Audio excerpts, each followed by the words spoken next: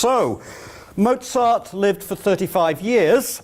He wrote one or two operas in his early 20s, and then he met a guy called Lorenzo da Ponte, who was an extraordinary person. I don't know much about him. He was a cleric.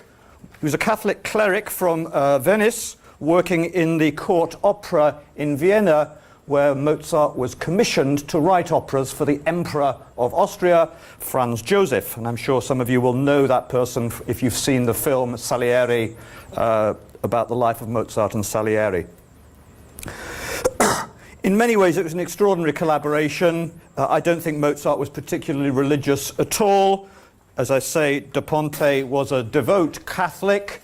But in any case, they came together and produced three of the most extraordinary, beautiful operas ever written: Figaro, Don Giovanni, and Cosi fan tutte. And I've sort of made up this rather stupid title. If I got given the choice, which one would I take to a desert island? Now, I have timed this. I think we're probably going to run till about 2:10. So if people have to go, that's fine. But you're not going to get my choice of which one until 2:09. You know, and I'm going to try to keep it a secret. So as we go through, you know, you can take a guess at which one I'm going to choose. So now, which is play? That one. No, stop. That's wrong. I've pressed the wrong button. Oh, come on, don't let me down.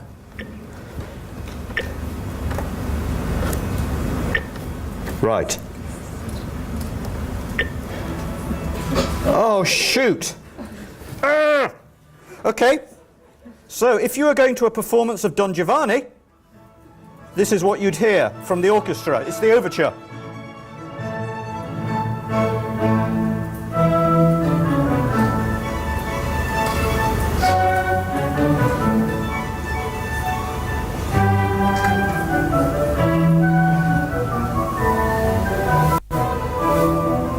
Something's gone badly wrong. I'm sorry, I'm going to stop this. We've got to get this right. Now come on, behave. Oh, shice. Help, what do I do? Perhaps I've... Try selecting track 6 and doing the same. No. Perhaps I press enter.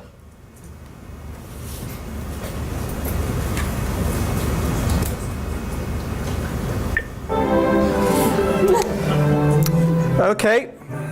So this is... I'm sorry about this. This is the overture to Don Giovanni. We've missed the opening dramatic chords, which are very dramatic, and you know you're in for an evening of drama. The overture to Marriage of Figaro, which is on track 1, is a very different... It's a lot of froth, it's excitement. It's going to be a good romp for the next 3 hours, and that's indeed what it is. So, those are two of the operas. Let's stop this now. Stop.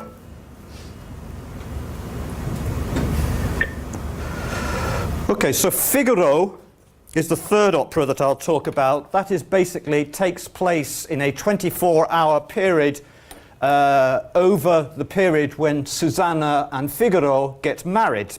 And in many ways, it's a domestic farce, but I think it has some very serious undertones that the good productions bring out. Don Giovanni is a romp, basically. Don Giovanni is a great philanderer who goes around Europe picking up women, raping them, deserting them, and on he moves to the next conquest. And finally, life catches up with him because he murders, or sorry, he has it off with one too many people. He has it off with a woman called Donna Anna. Unfortunately, Donna Anna's father, called the Commendatore, doesn't approve of this, and he challenges to Don Giovanni to a battle. And they have a battle. The Commendatore gets killed. But the Commendatore comes back to life at the end of the opera and comes to Don Giovanni's supper party and sends him to hell. So he doesn't end up a very happy man. And then Cosi fan tutte is where I'm going to start. Cosi fan tutte is sort of froth, really, superficially. It just has 6 characters in it. It has 2 sisters who are called Fiordalice and Dorabella. They're about early 20s, I suspect. They have 2 lovers called Ferrando and Guglielmo. It takes place in aristocratic southern Italy, so the scene is Naples, and this is the first clip that I'm going to play. Now, please behave myself. Oh, shit. I'm going to have to take this out and start again.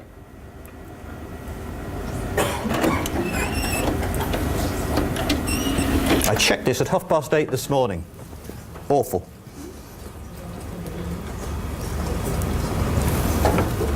You might have to sing, Richard.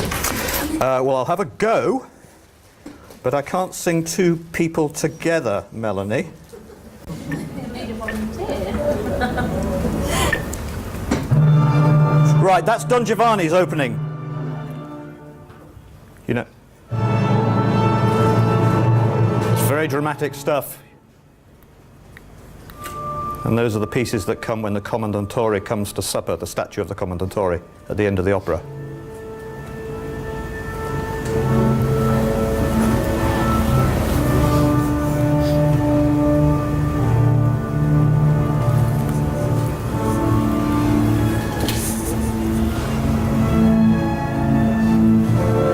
So it's very sinister music. And if you're there in the theatre and you don't know the story, you know you're going to be in for a fairly dramatic night.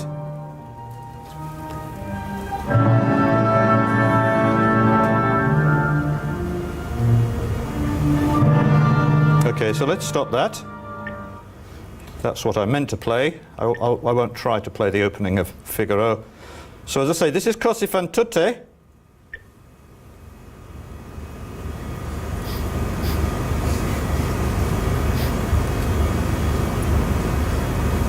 I don't believe it.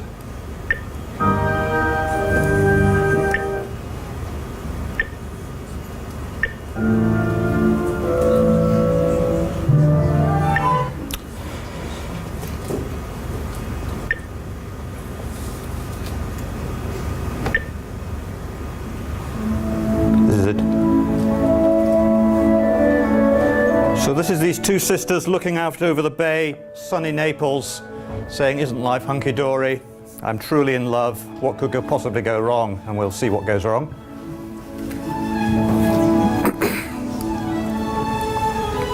So Dorabella is the mezzo-soprano, Fiordalici is a high soprano, and good partnerships, these voices blend most beautifully.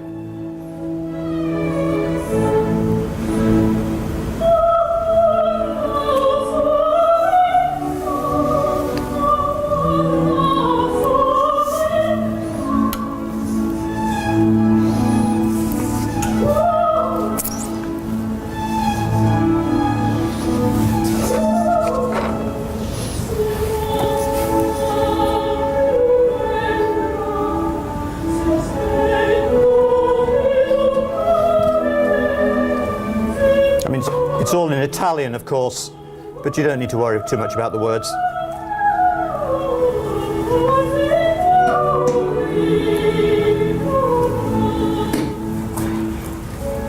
And then Dorabella comes in, she's the younger sister, on a contralto.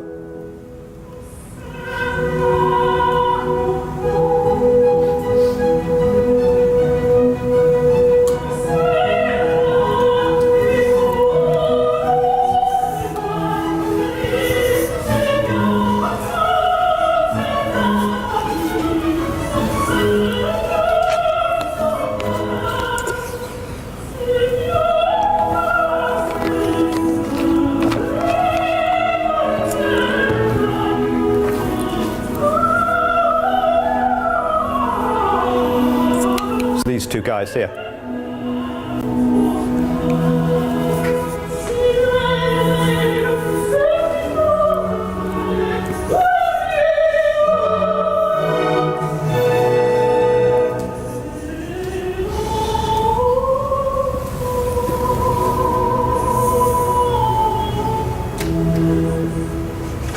Okay, so on it goes. Then their two men come in and they sing the same. Everything's hunky-dory, I'm beautifully in love, a tenor and a baritone. So there we've got the nice four, the quartet, the soprano, the alto, the tenor, and the baritone. And then in comes my hero of the opera. He's called Don Alfonso. Don Alfonso is a philosopher, He's much older. He's about 60, I would say. He's a cynic. He's seen it all. And he places a bet with the two men. I bet you, he said, that your women won't stay faithful to you under all circumstances. Nonsense, they say. I know my Fiordalice, I know my Dorabella. No, no, no, says Alfonso, I've seen it all before, you know, let's have this bet. So they have this bet that under no circumstances would Fiordalice and Dorabella be unfaithful to them.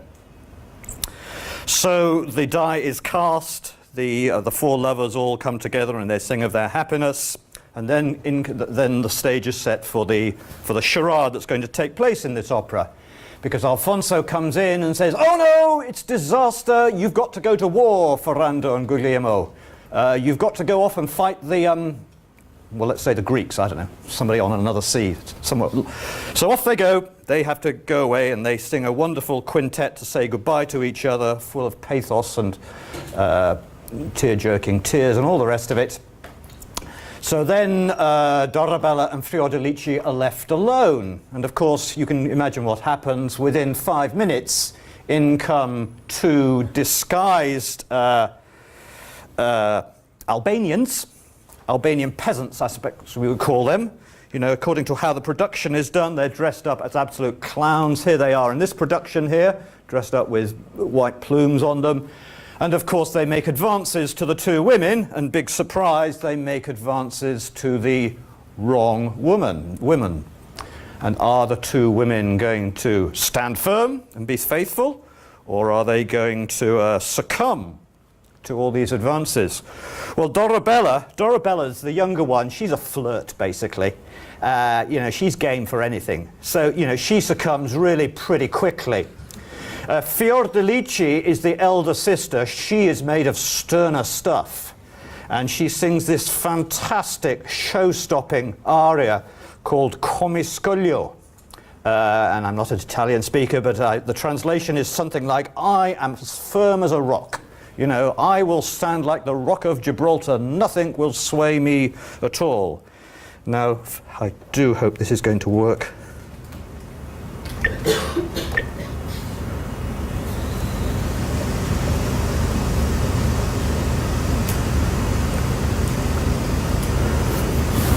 Oh, come on.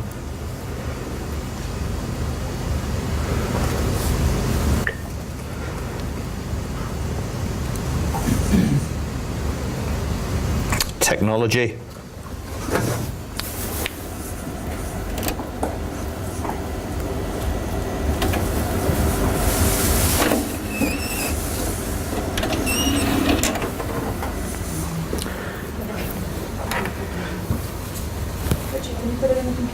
Well, I could do that.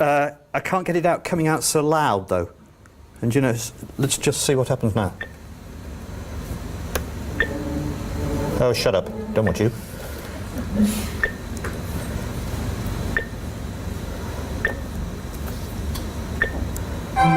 This is it.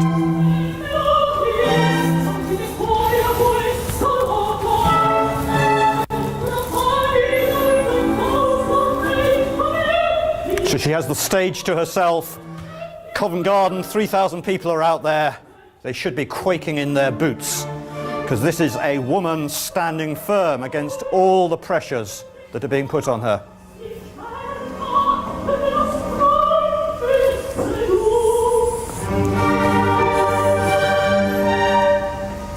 This is just a recitative before the main aria.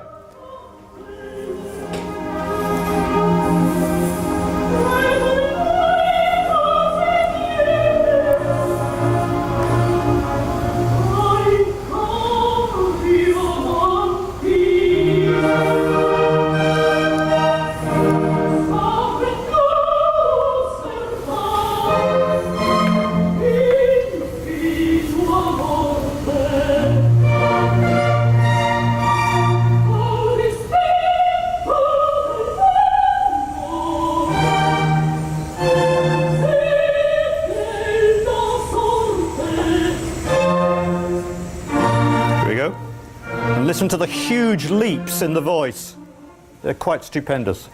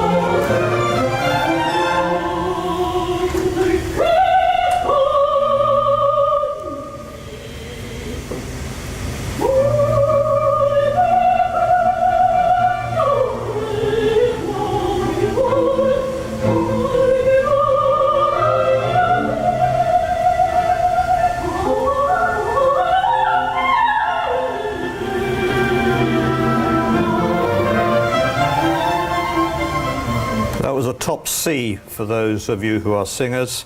And on she goes, standing firm as a rock. I have to say that these clips that I've taken are taken from CDs that I borrowed from the music library, because my copies of these three operas I must have got about 20, 30, possibly 40 years ago, I can't remember, and they're all tapes. And it's not easy to digitize tapes and get them onto a digital form like this. So I'm stuck with the singers that I've got, and great performances of Cosi are very dependent on the people, on the singers that are singing these two female roles, how they blend with each other, how they flirt, the body language, everything. And for me, although these are two of the greatest singers in the world at the time, it was Montserrat Caballé is the Spanish soprano, and Janet Baker was the contralto. I do think they are miscast in this opera.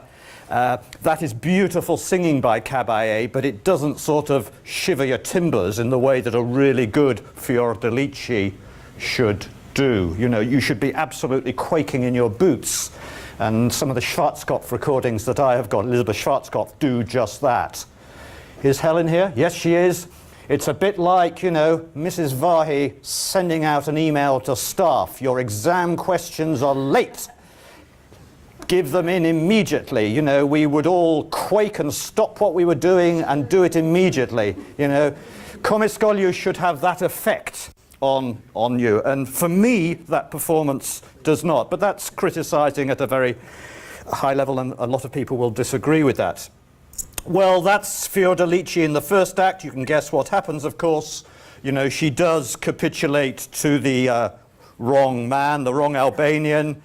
And if you set yourself up on Gibraltar, highest of standards, you will fall the greatest. So she succumbs and she sings her second act showstopper. It's called Pier Pieta. And you hear this word perdona, which means forgive me. And she's basically saying, forgive me, Guglielmo, I just can't help it, you know. I've been taken over, I know what I promised and all the rest of it, but please forgive me. And this is fantastic. This is Caballé much better, I think.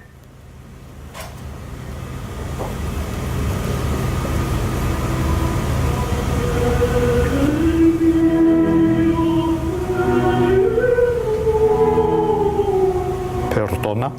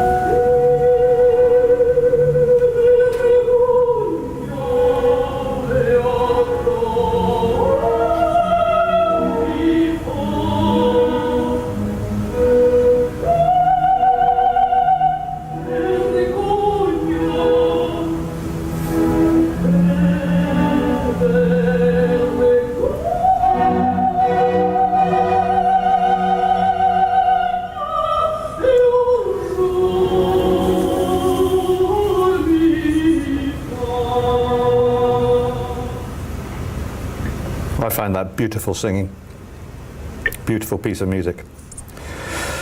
So, we haven't heard Ferrando and Guglielmo, but in many ways they are not such interesting characters as the two sisters. And I do actually think that Mozart writes much better for the female voice than he does for the male voice. That again is my personal opinion, and it's a gross generality. But in any case, the die is cast, the two sisters have fallen in love with the wrong person, so Don Alfonso comes in and says, well, come on, just got to get on with it, you just got to get married. You know, that's what one did in those days, you'd fall in love, you get married, full stop. So they have this great quartet, just the four lovers alone on the scene, where they sing of their private feelings before a notary comes in to marry them. And the notary is none other than the sixth person in this opera, which is Despina, and she is the sister's maid, and of course she is in cahoots with Don Alfonso in the whole charade and the whole plot. So there is a picture of the marriage scene, the wedding scene that we're going to see. No, it's not. That's the two suitors dressed stupidly. Here is Despina, Don Alfonso masterminding, and the two couples. So this is the quartet that precedes that. It's beautifully serene. Each voice comes in one line after the other. First you have the soprano, then you have the tenor, then you have the contralto, and then you have the bass, Guglielmo. And he can't come in on time, and he snarls away in the background. And he's basically saying, I'm pissed off with this. I don't want to be going through with this charade. I've got emotions as well. What about me, you know? And, you know, I sort of subtitle this, Men Have Feelings as Well.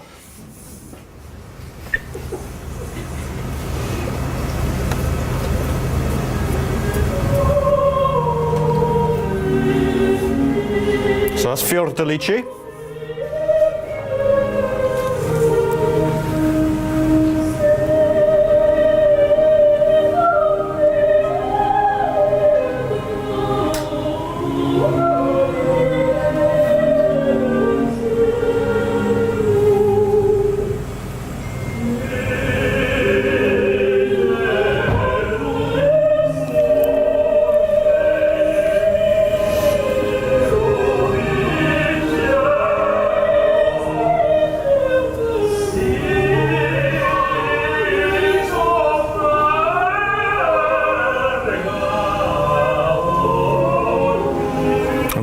Getting richer and richer as the extra voice comes in. Here's the third.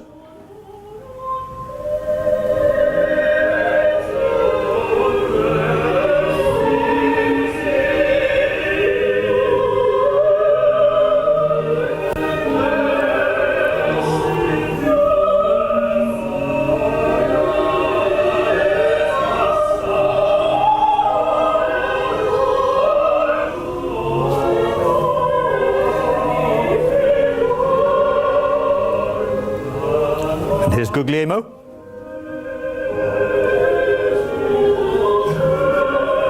Listen hard.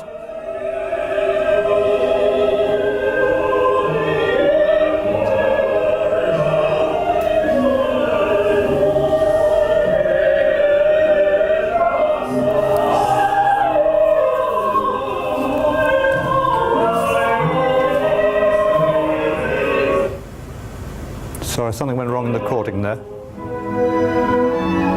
And so Alfonso says, come on, enough of this. Marriage. Un contratto nuziale.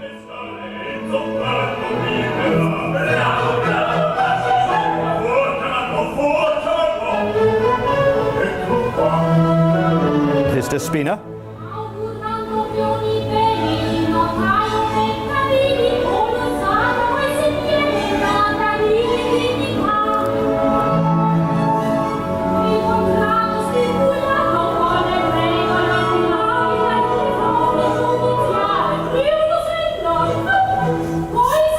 She's taking the piss, of course, out of the whole thing. That's why she's singing in a stupid way.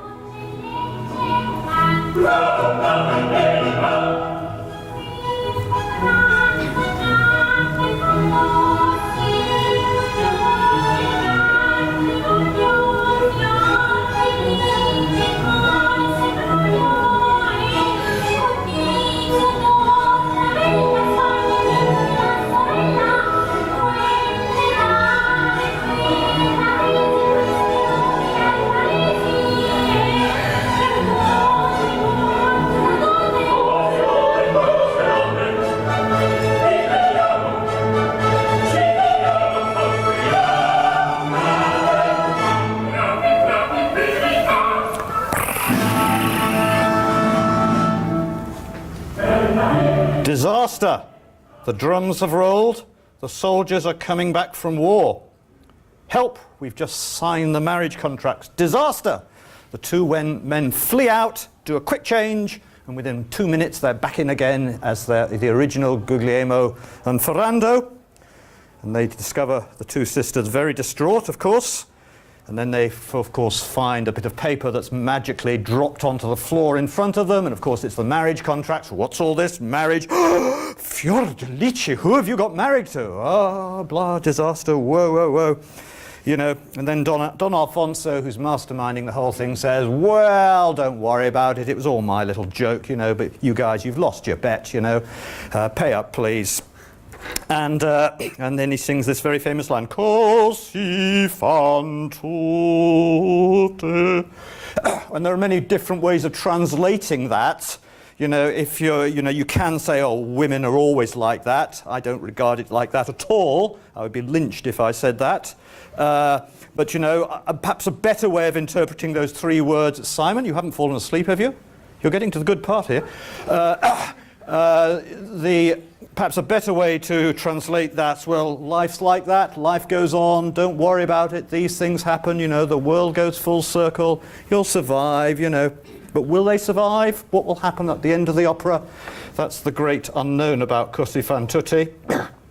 And I'm sure PhD theses have been written about what happens after Cosi fan tutte to these four lovers. Do they go back to their original partners, or do they go their own fair way?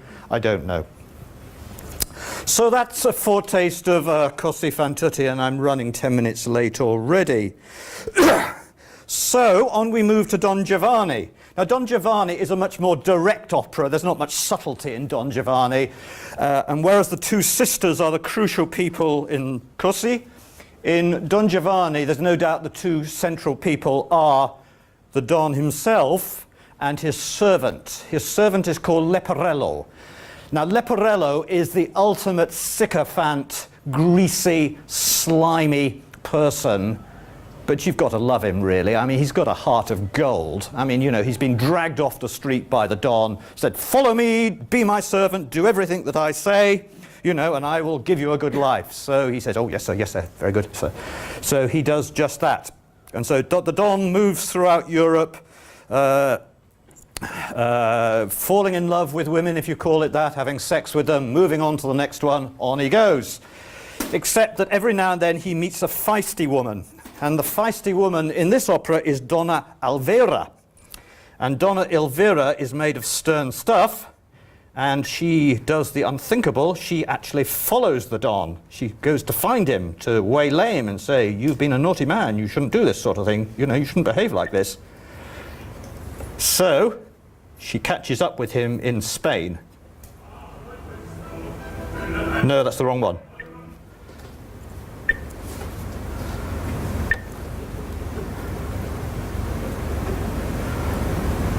Come on.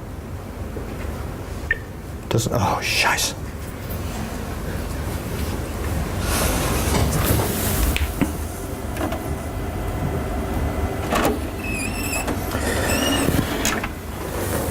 Sorry about this. It doesn't like going backwards. So this is Donna Elvira in some rage, saying, what's happened? Where's that dreadful man who's done these awful things to me? No, don't want you. Come on. Should be number 8.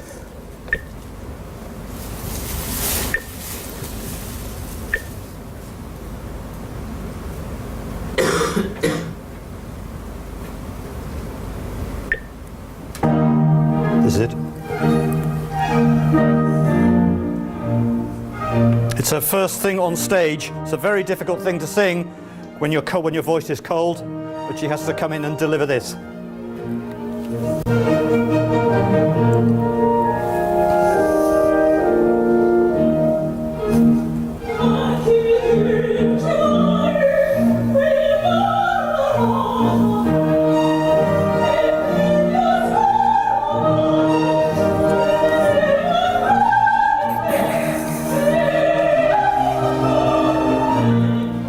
It's basically saying, woe is me, you know? That's all you need to know.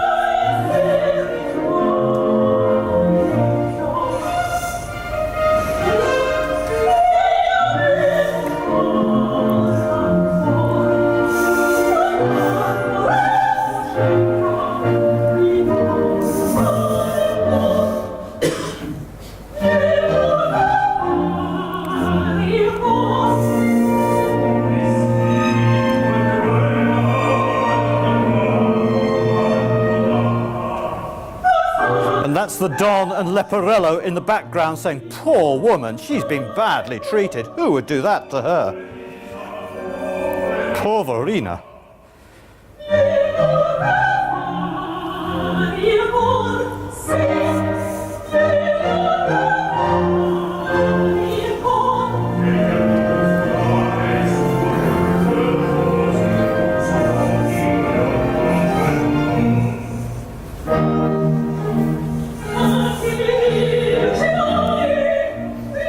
And just in case you hadn't got the message that she was a rather uptight, fraught woman, she sings it all over again.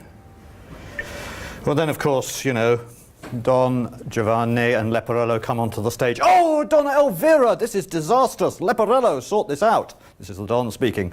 So, as always, the Don gives them the slip somehow, and Leporello, the sycophantic servant, is left to carry the can.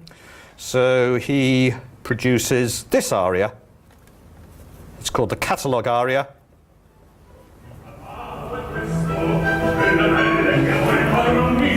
He's telling Don Elvira about all the Don's conquests, and he keeps them in a little book.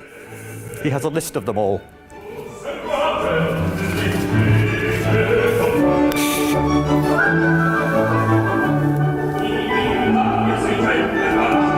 $640 in Italy, 231 in Germany,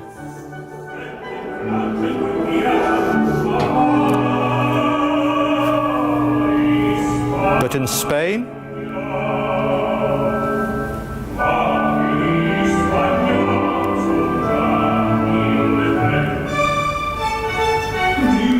Milletre, 1003 in Spain. Must be some book he's got.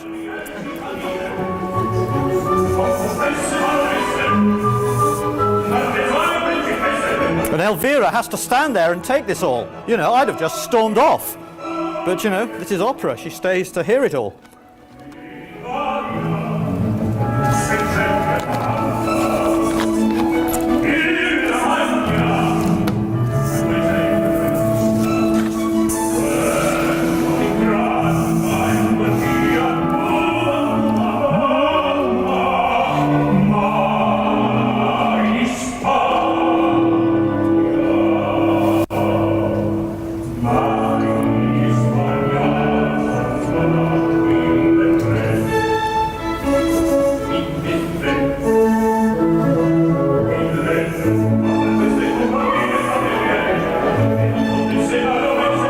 Italian's such a wonderful language to write music to, because there's music in the words.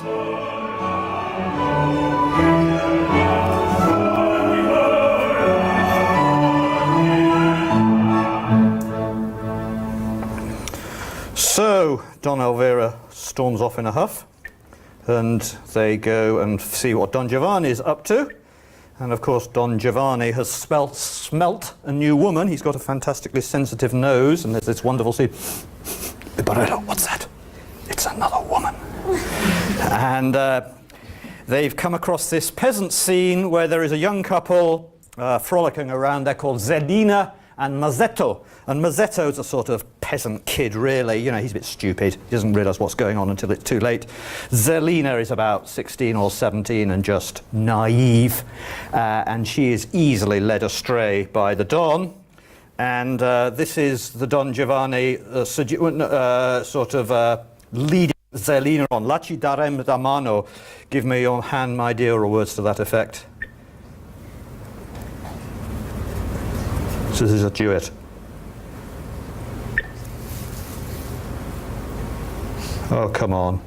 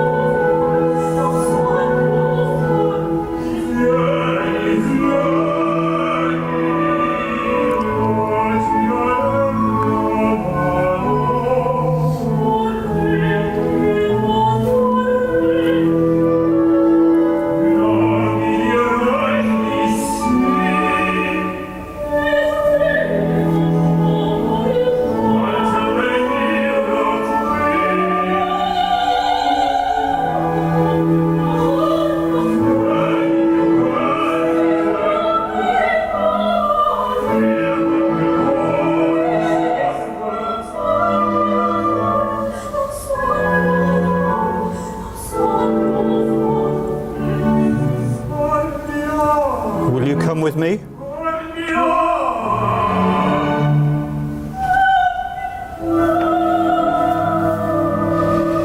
Yes, I'll come with you, she says. So Mazzetto's left in the lurch, poor man, and off she goes with him. So the Don is full of excitement, another one to add to his list in Italy. And he sings this. It's called a champagne aria. Bring on the champagne, bring on the party.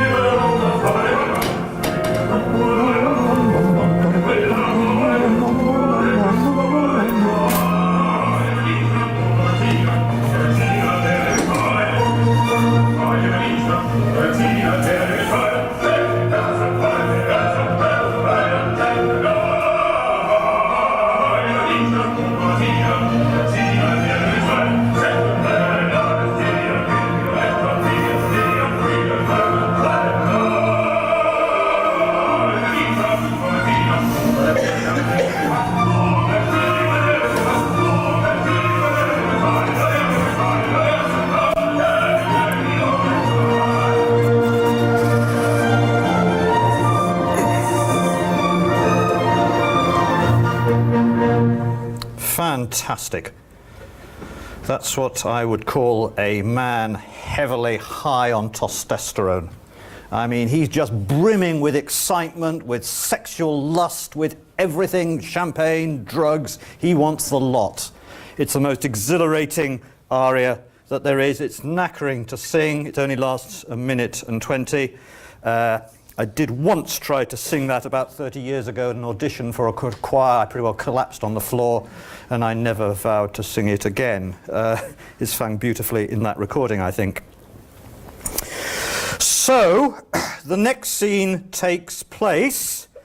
They go to the party. They have a masked ball. Of course, everybody comes onto the scene. They're all wearing masks. Don Giovanni is going to be up to his old tricks. He's going to get Zalina in the back room and do what happens.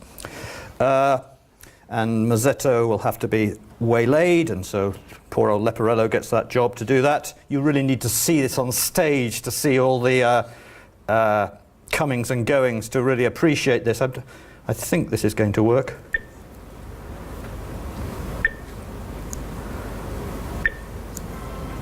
Yes.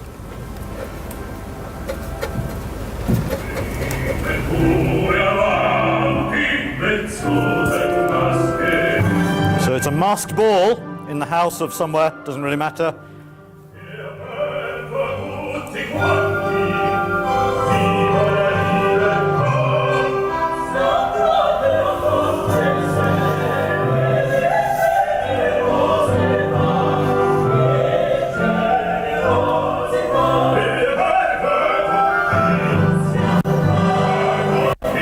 Come on in, he's saying to everybody. Come on into the party.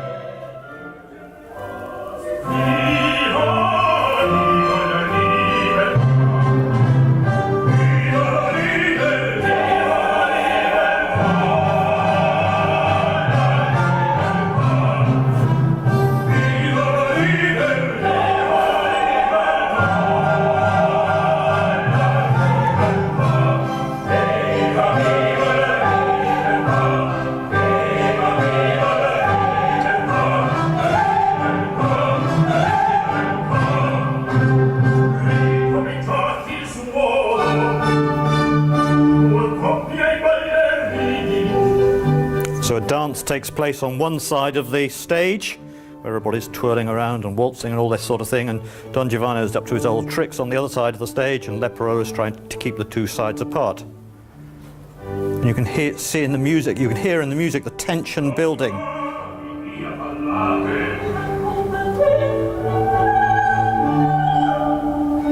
That's somebody saying to Zalina, be careful. She doesn't listen, of course.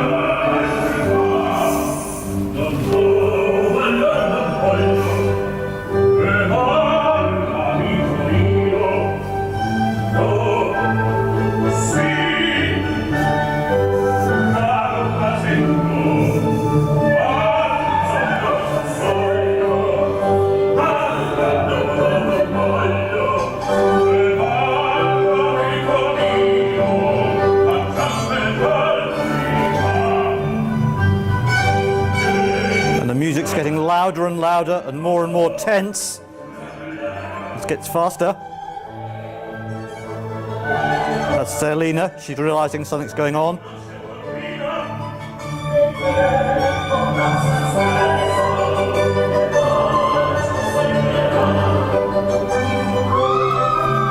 Oh!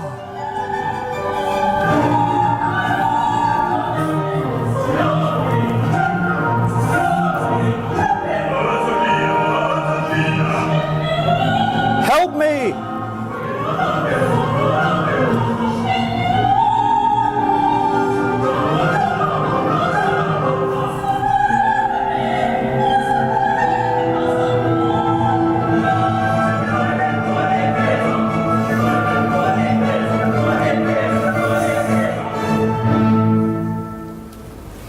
And Don Giovanni comes back onto stage, dragging Leporello by the scruff of his neck and saying, "Here's the guy that did it." And of course, it's not Leporello, it's bloody Don Giovanni, and, you know, off he goes again. So in modern language, we would call that the rape scene, I guess, and Zerlina, stupid girl, didn't see it coming. So that all takes place in the first act. Now, in the second act, it's basically more of the same until, after yet another drunken orgy, the Don Giovanni and Leporello end up in a graveyard, a cemetery. And they suddenly realize that there is the statue of the Commendatore. That's the person that he killed in a duel at the start of the first act. So Don Giovanni is completely high at this point. He's pissed out of his mind, probably high on drugs and all the rest of it. So he says to Leporello, "That's the Commendatore! Ask him to supper tonight." So Leporello says, "Oh, do you really think that's wise, Don Giovanni? You know, he might not be very pleasant to you." No, ask him to supper tonight." So Leporello is sent off to ask the statue if he'll come to supper. And there's this great moment that the statue nods his head and says, "Si, yes, I'll see you there." So this is the supper scene. And what happens in the supper scene, of course, is that the Commendatore tries to get Don Giovanni to repent of all his sins, but that's a bit like sort of asking the impossible of Don Giovanni. This is the entrance of the statue.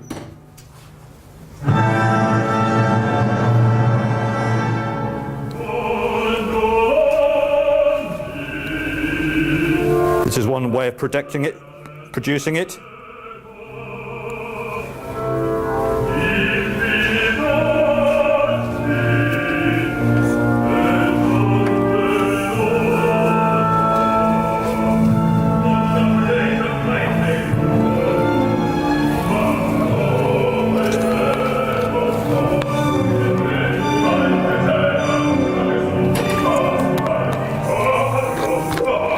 He's saying, "Leporello, what do I do now?"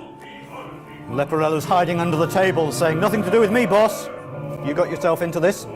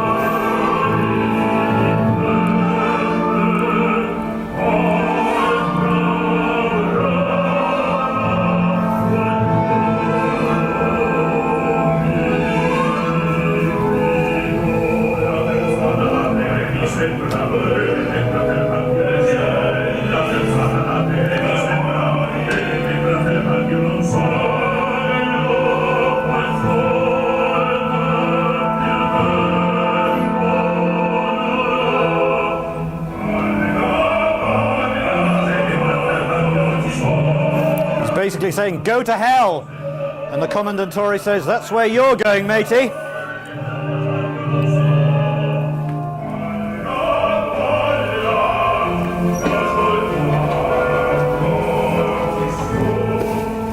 This is a great moment.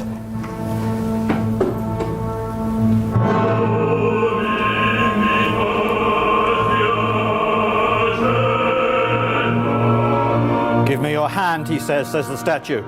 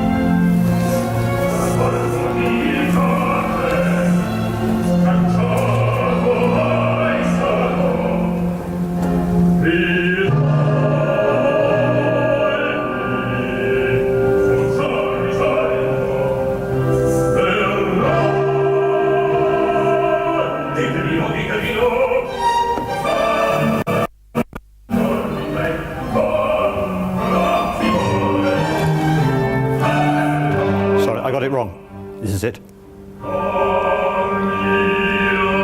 La mano.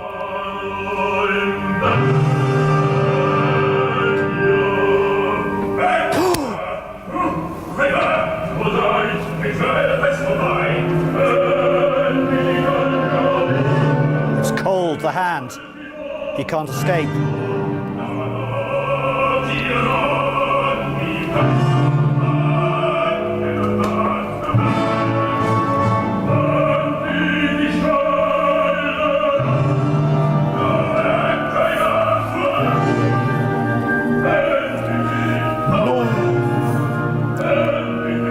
Perdite, repent. No, he says.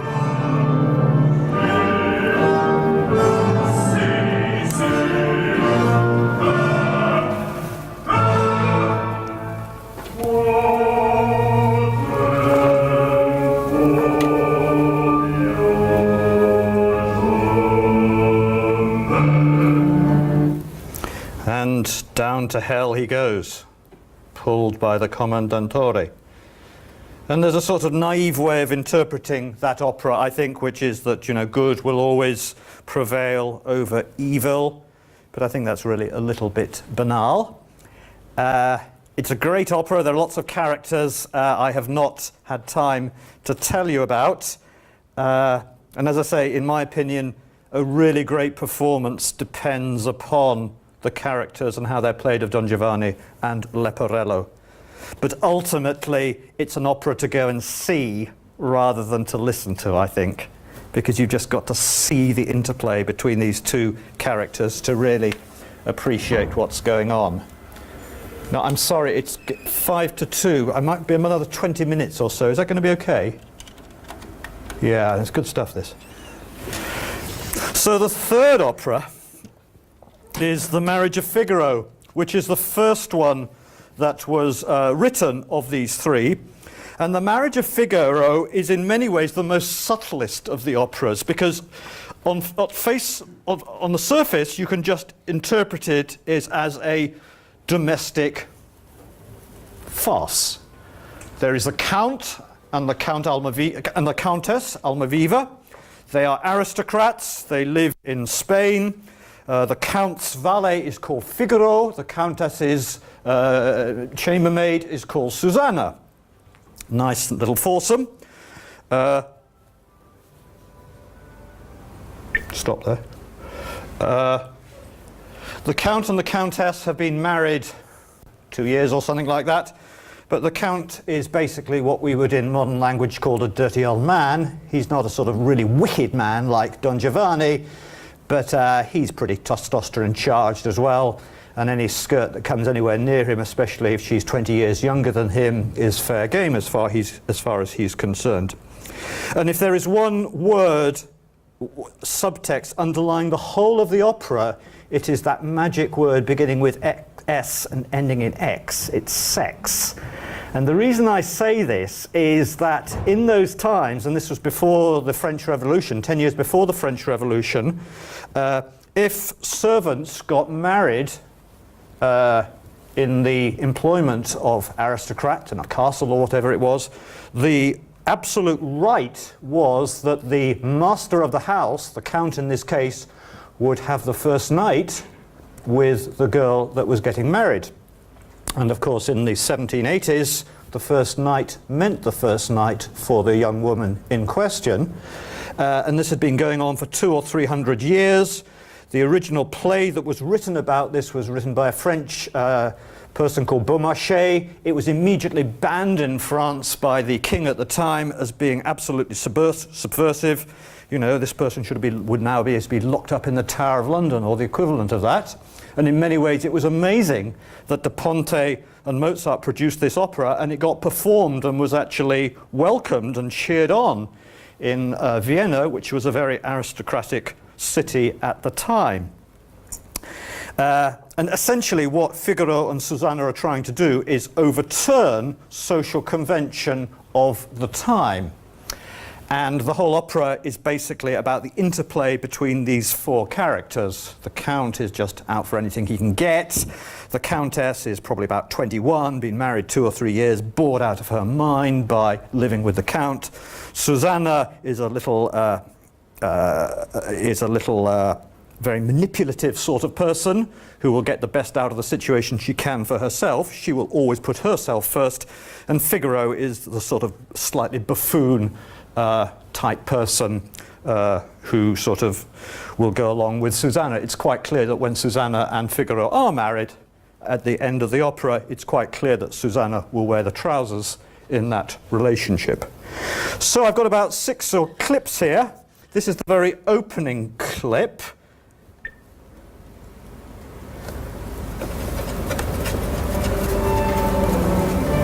And Figaro and Susanna are measuring up the room they've been given after they're married, and they're measuring up where they're going to put a bed. So Figaro's got a ruler and he's spacing out a bed.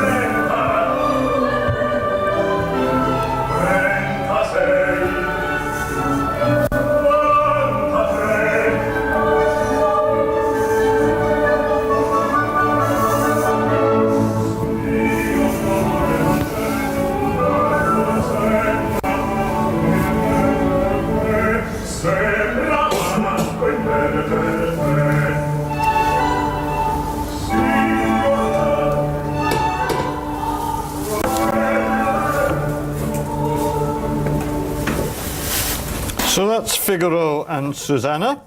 And the fifth person I just want to introduce you to is a page boy called Cherubino. Cherubino is about 15. He's a boy, but clearly his voice hasn't broken because he's sung by a woman. It gets even more complicated in the fourth act because this boy dresses up as a girl and yet sings as a woman. So your head really is in a bit of a spin about who Cherubino is. Cherubino is in the years of puberty. His hormones are churning left, right and centre. He also falls in love with anybody that's got a skirt on, and he rapturously in love with Susanna, and Figaro won't have it, of course. And this is a wonderful first aria, where he's saying, I can't help it, I just love everybody who's sort of I set eyes on.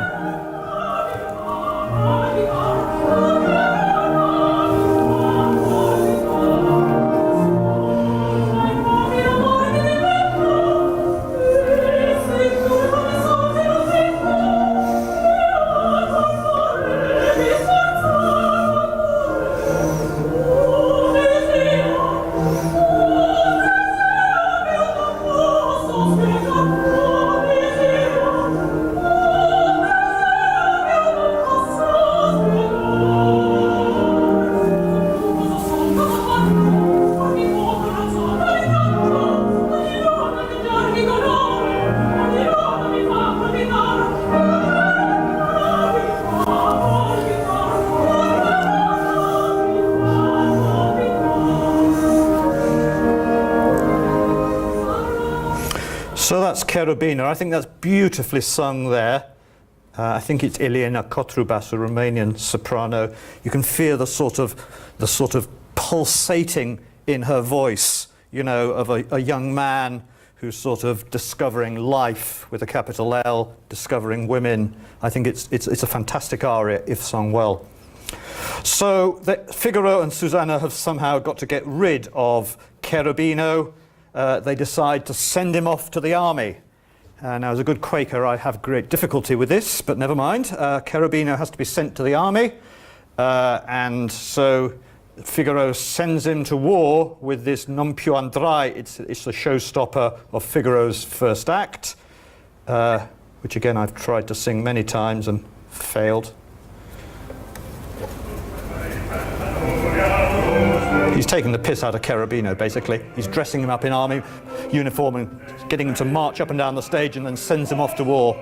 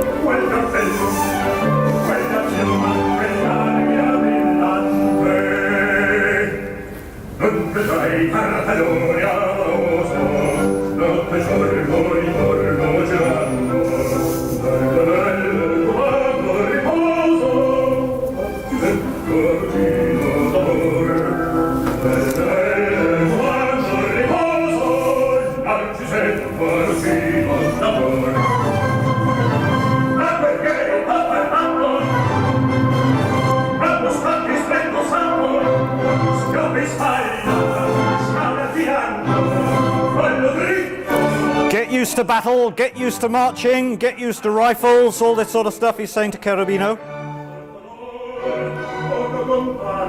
No women there either.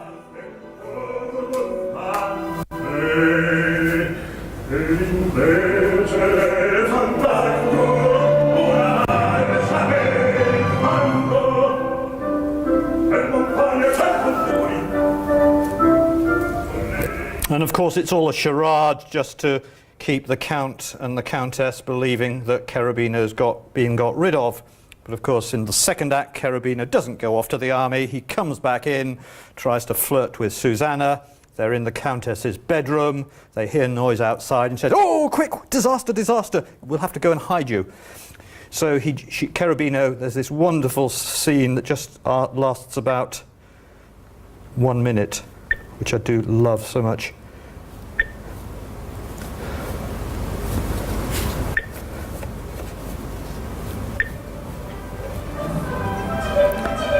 Susanna and Cherubino. Real panic.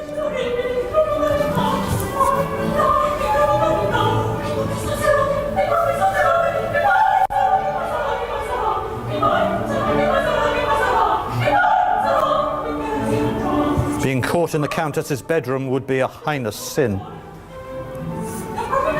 Hear that, Mrs. V?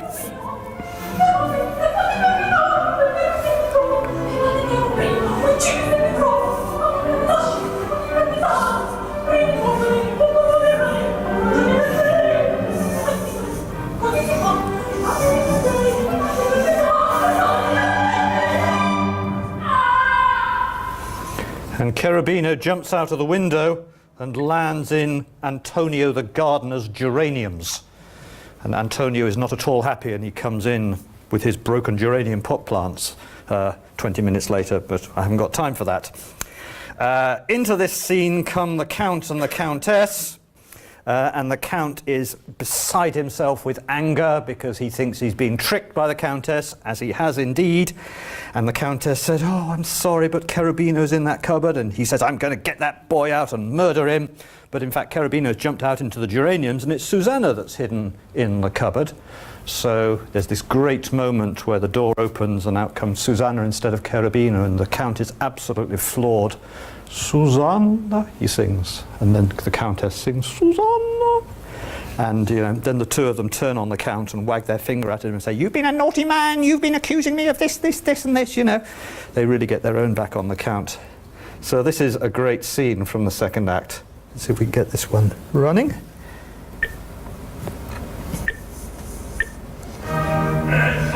This is the Count and the Countess.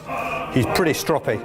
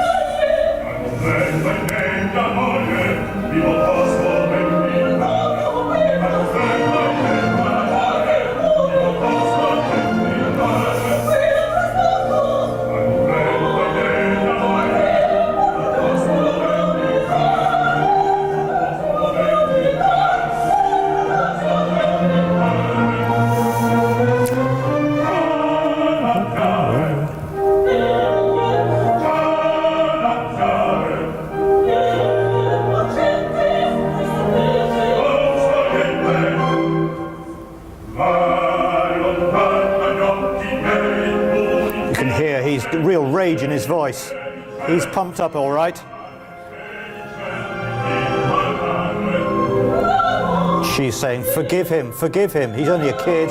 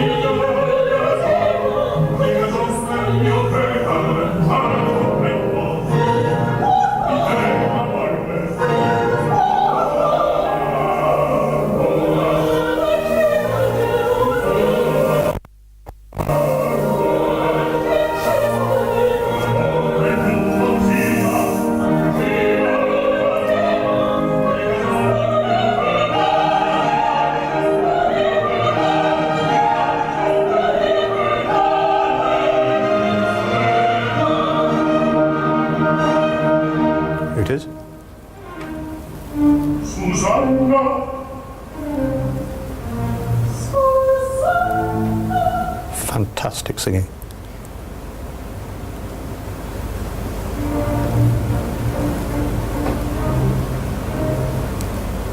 Susanna says, what's the matter? You look a bit upset.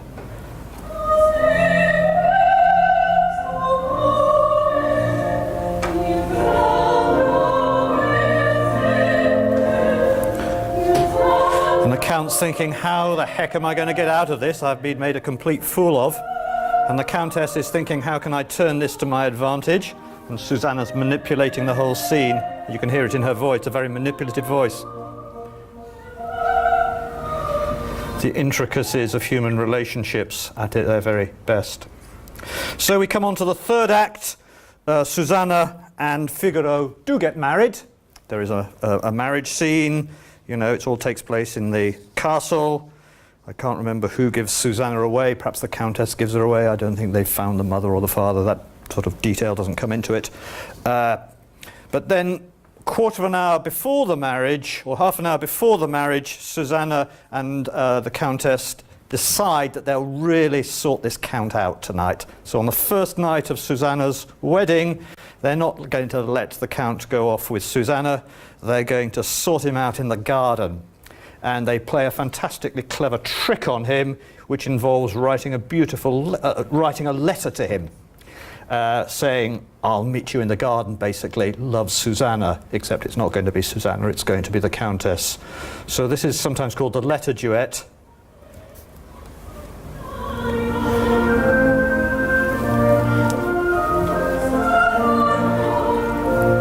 One's dictating, one's writing.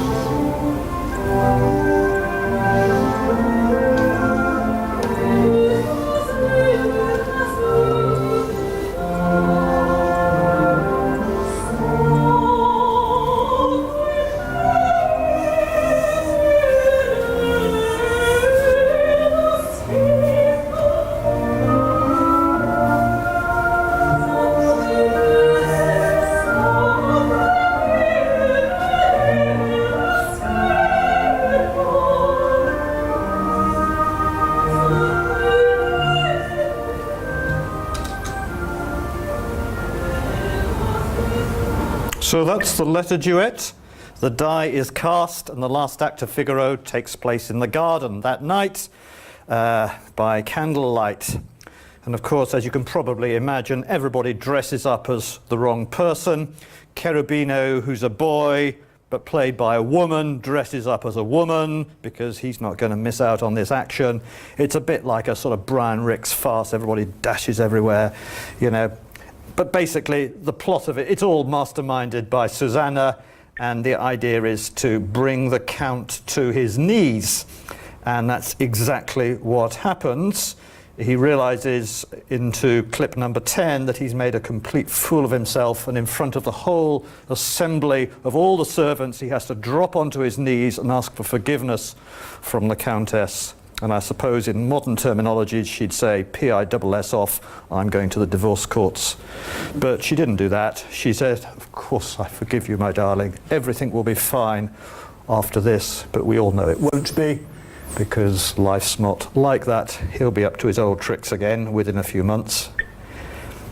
But this isn't the garden scene. I can't possibly explain what's going on. It's too complicated. But everybody's confusing who's who.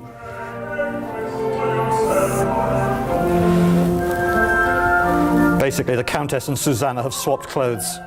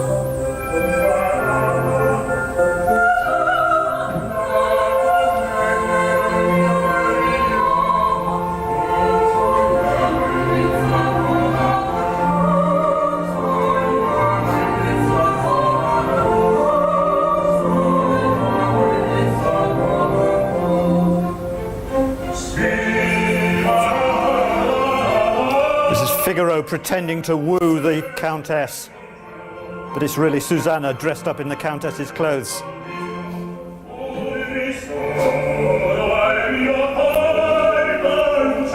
And the Count is looking on, so Figaro's really playing to the crowds here.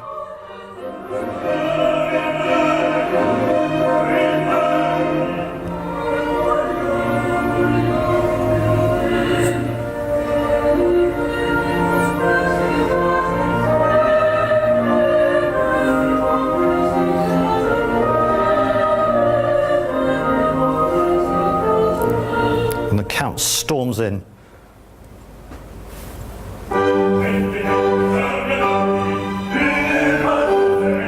He hauls Figaro up and says, "You're messing about with my wife."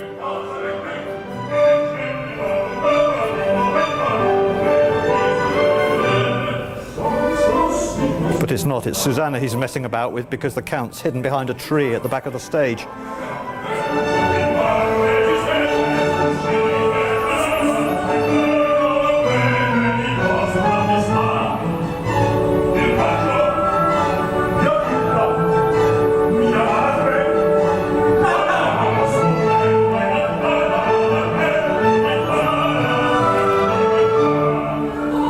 Everybody says, forgive him. No, he says.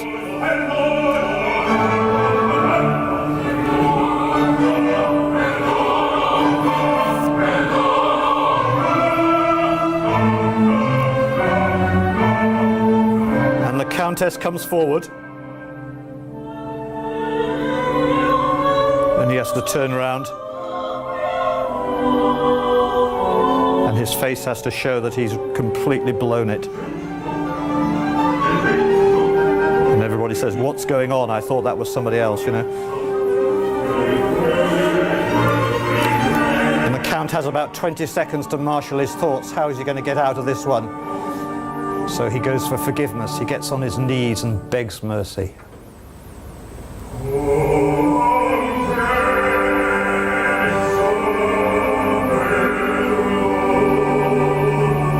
Forgive me.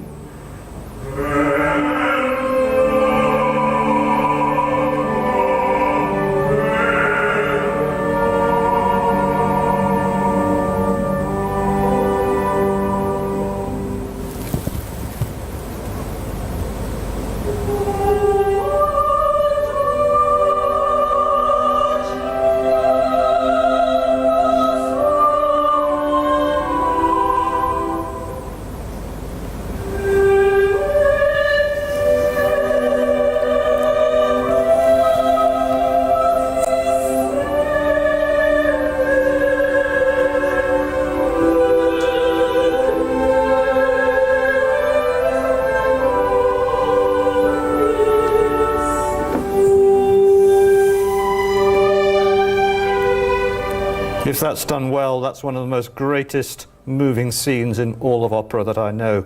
And I think it's done beautifully in that record, where they slow the speed right down to half speed, and you hear all the majesty, the humanity in the Countess's voice when she says, well, okay, dear, I'll let you get away with it.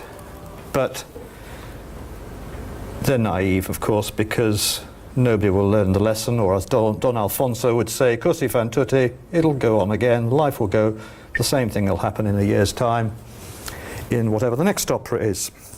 So I'm really sorry, I've run a long time over, but you know, now you've got to guess which of those three I'm going to take to my desert island. Have I given away the hints? Have I given away any hints which it's going to be? Should we have a straw poll? No. Well, I've been thinking about this desert island. And you think the first thing to say is, you know, we have to take some things for granted. I'm assuming that there will be fantastic solar cell technology on this desert island, because Etienne will have devised the most fantastic solar cells that will give electricity forever and a day. So whichever of these operas I take to my desert island, I can carry on playing them again and again and again and again until I succumb to the inevitable and die, because I won't try to escape from this desert island. I'm not a good enough swimmer, and I think the sharks would get me, or my exhaustion would get me. I think that would be a fairly unpleasant death. So I will accept life on this desert island with my one opera. But I reckon after about 2 weeks the sun will get to me and I will start to hallucinate really quite badly. Now you might think I'm hallucinating already, but I mean, I will definitely start to hallucinate, and I won't be able to tell story from reality, and I will be imagining that I'm living on this desert island with these characters. So I then have to ask myself, well, which of these characters do I want to live my final days with? You know? And if you ask that question, then it's, well, one drops off very easily. You know, Don Giovanni definitely drops off the ladder, because, you know, you know, I mean, it'd be good fun having Leporello about for a day or so, but, you know, I'd get a bit bored with the Don and his hyperactivity and all the rest of it. And there are some characters in that opera that I haven't introduced that are actually pretty boring two-dimensional characters. There's the Commendatori's daughter. She's called Donna Anna, and her lover is called Don Ottavio. And these are two absolutely straight-laced, as boring as you can get, aristocratic lovers you can get, you know. So when the Commendatore is found murdered, Donna Anna comes on stage and says, "Oh, Daddy, you've been murdered! Don Ottavio, you must swear on blood that you will find the murderer and revenge." And so Don Ottavio, the old drip, and he said, "Oh, yes, of course, dear, of course I'll do that, you know." So I don't think I could live with life with those two. You know, I don't want to be vulgar, but I can imagine sort of waking up one morning and just wanting to go and have a pee, you know. And I'd probably sort of go off to the seaside. I can imagine Donna Anna saying, "Oh, you can't do that, Mr. Tuckett, you've got to go into the bushes, you know." So Don Giovanni gets booted off. So I'm left with Figaro. Sorry?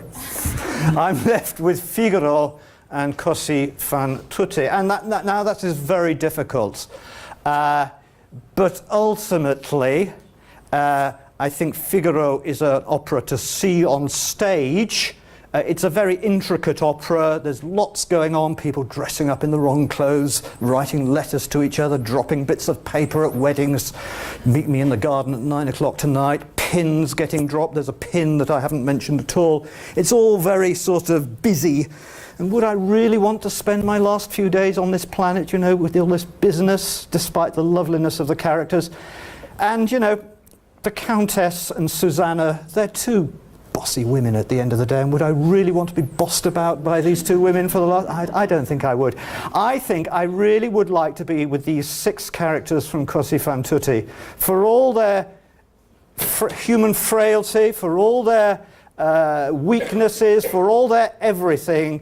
I just think they're all such lovable creatures, and I just think, you know, it's human frailty, and we're all very human. All humans are very frail with their strengths and weaknesses, and that's what I think who I'd like to be with. So that's my choice for Desert Island Discs. It's Cosi fan tutte. It's very interesting that 2 people ventured to suggest which of these 3 operas I should go with, and one said opera A and one said opera B. And I will not mention possibly who person A is, because that person is in this room, but that person got it wrong. And the person B was the female who I've known longest, who happens to be my dear now wife, and she thought I'd go for opera B, and she's wrong. So what does this say? I'm not sure what it says, but perhaps people who think they know you don't know you very well at all. And on Desert Island Discs, they always end with your most favourite disc, and I know it's 2:30, but I have to play you this. This is the scene from Cosi fan tutte where the 2 men leave for war, and they're saying goodbye to their darlings, and they're saying, "Oh, I'll miss you forever, I'll write every hour to you, I'll think of you, I'll dream of you," and all the rest of it, you know.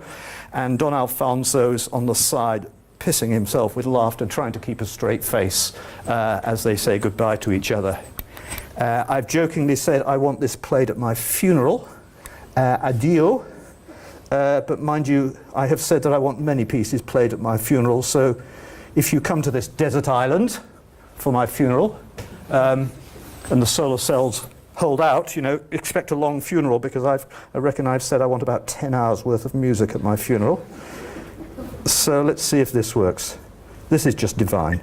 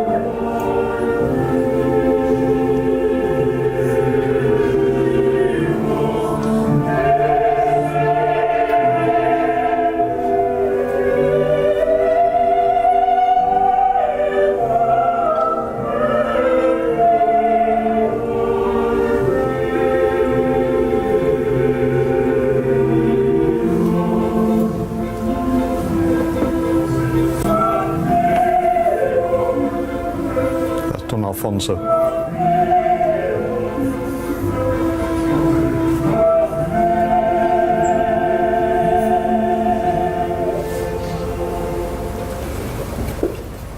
So there we are.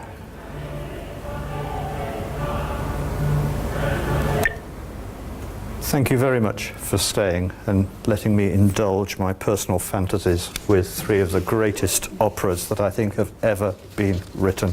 They were written in about a 5-year period. Mozart died 2 years after he wrote Cosi fan tutte, but he left us with these three absolute gems. Thank you very much.